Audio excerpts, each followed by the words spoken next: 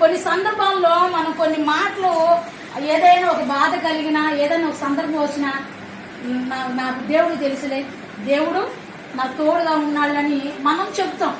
కానీ ఇక్కడ పరిశుద్ధాత్మ దేవుడు ఏం చెప్తున్నాడంటే, ఆ సమూయేలు గారు నాకు తోడుగా ఉన్నాడు, లేకపోతే అక్కడున్న సందర్భాన్ని బట్టి నాకు తోడుగా ఉన్నాడని చెప్పట్ల వాక్యము.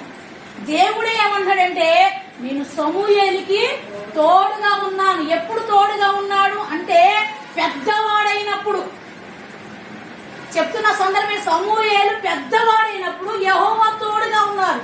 ఇప్పుడు చాలా మంది పెద్దవాళ్ళు ఉన్నారా లేదా? వయసురీత్యా పెద్దవాళ్ళు ఉన్నారు, యవనస్తులు ఉన్నారు, చాలా మంది పెద్దవాళ్ళు ఉన్నారు. ఆ మాట ఎవరైనా చెప్పగలరా? ఆ మాట ఎవరైనా నాకు దేవుడు తోడుగా ఉన్నాడు, లేకపోతే దేవుడు నిజంగా నేను ఫలానాకు తోడుగా ఉన్నానని ఒక సాక్ష్యం మనము వినగలమా? వినలే. ఎందుకంటే ఈ మాట అక్షరార్థంగా లోకానుసారంగా మనం ఏమనుకుంటామంటే కరెక్టే, అతను యవన ప్రాయానికి వచ్చాడో లేకపోతే పెద్దవాడయ్యాడో కానీ పక్కన పెడితే, కానీ మన ఆధ్యాత్మికంగా అర్థం చేసుకునే విషయం ఏంటంటే, భక్తిలో పెద్దవాడైనప్పుడు యెహోవా అతనికి తోడుగా ఉన్నాడు. దేవుని నామానికి మహిమ కలుగును గాక. హల్లెలూయా, హల్లెలూయా. ఆధ్యాత్మిక స్థితిలో ఆరాధించటములో దేవుని వెంబడుంటాడు. అసలు ఎలాంటి విషయాల్లో తోడుగా ఉంటాడు? ఒక 2-3 మాటలు చెప్పి ముగించేస్తాను. 2-3 మాటలు దేవుడు ఎప్పుడు మనకు తోడుగా ఉంటాడు అనేది 2-3 మాటలు చెప్పి ముగించేస్తాను. ఒకటో సమూయేలు గ్రంథము 18వ అధ్యాయం 14వ వచనం ఒకసారి చదవండి. ఒకటో సమూయేలు